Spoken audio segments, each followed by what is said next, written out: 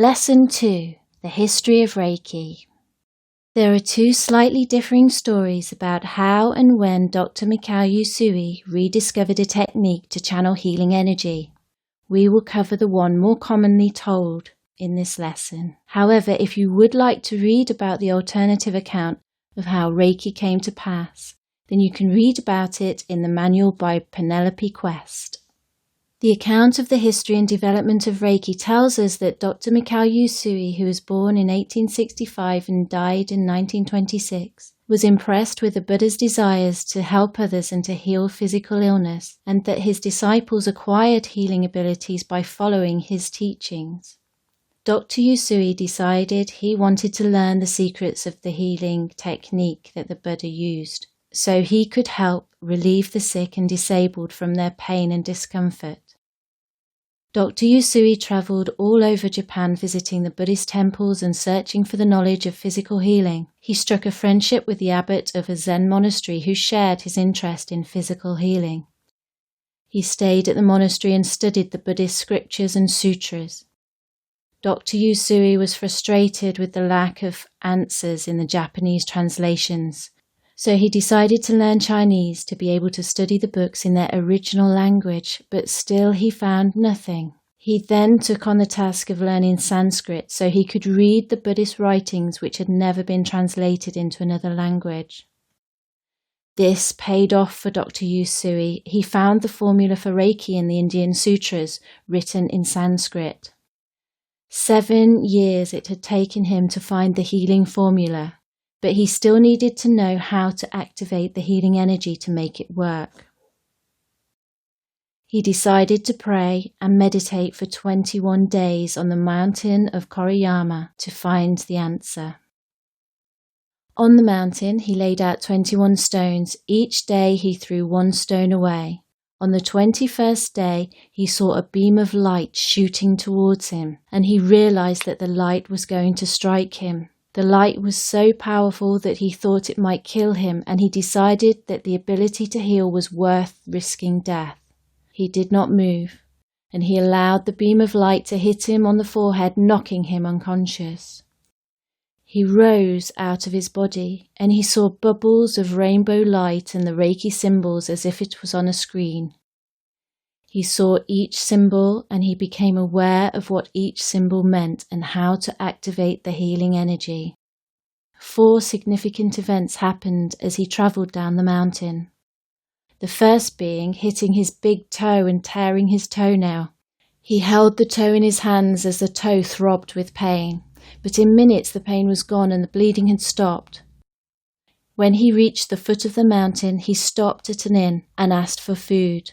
The innkeeper warned him not to eat such a large meal after such a long fast, but Dr. Usui ignored him and ate the whole meal without having any adverse side effects. The next day, he met the daughter of the innkeeper who had a bad toothache and had been suffering for the last 3 days. Dr. Usui laid his hands on her face and in minutes the swelling receded and the pain stopped. Lastly, he returned to the monastery. His friend, the head monk, was in bed and very sick with arthritis, and Dr. Usui healed him. For the next 7 years, Dr. Usui worked in a beggar camp in Kyoto, healing the sick. Those that were young and able he sent off to find work. But one day he noticed that those that he had previously helped kept returning to the camp. He asked the beggars why they were back, and they answered that working was hard and it was easier to beg. Dr. Usui realized that he had not taught the beggars to appreciate their new life or their new way of living. Dr. Usui left the beggar camp and looked for people who longed to be healed. He initiated 16 to 18 masters in Reiki. He didn't have a set of rules of Reiki, but he gave the masters principles to help heal their thoughts. The Reiki principles are: just for today, do not worry. Just for today, do not anger. Honor your parents, teachers, and elders. Earn your living honestly. Give gratitude for every living thing. Dr. Yusui gave the master attunement to Dr. Hayashi, a retired naval officer who was charged with keeping the essence of Reiki intact after Dr. Yusui's death. Dr. Hayashi opened a Reiki clinic in Tokyo and kept records of treatments which demonstrated that Reiki finds the source of the physical symptoms, fills it with the energy it required, and restores the body to wholeness. He used this information to create hand positions, the system of the 3 degrees of attunement, and the initiation procedure.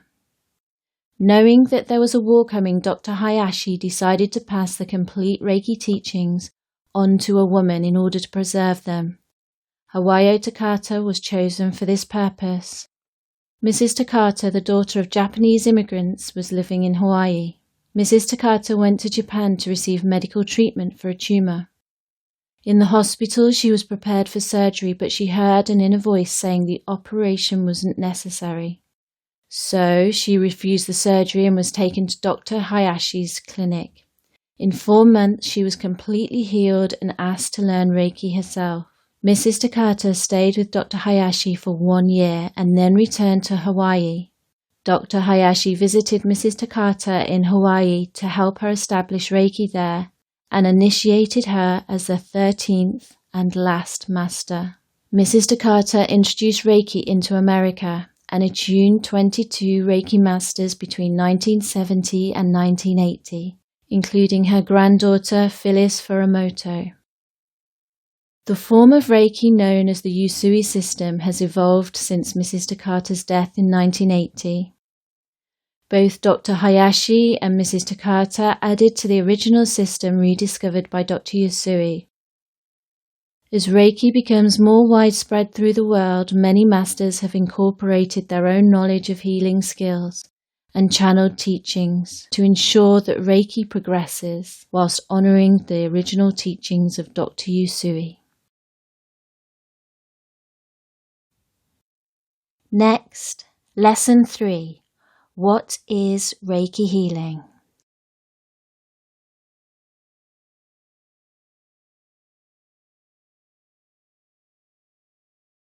Are you ready to get attuned and excited to start working with Reiki? If so, click the link above. Or maybe you're really interested in Reiki, but you're not quite ready to take the next step. Then click the link above and you can receive my monthly Reiki information emails that will help you continue to learn more about Reiki and keep up to date with what's going on. Or maybe you don't think that being a Reiki healer is for you, but you'd still like to enjoy the positive benefits of Reiki in your life. If that's you, then please click the link above and you can receive information about Reiki healing sessions that I offer.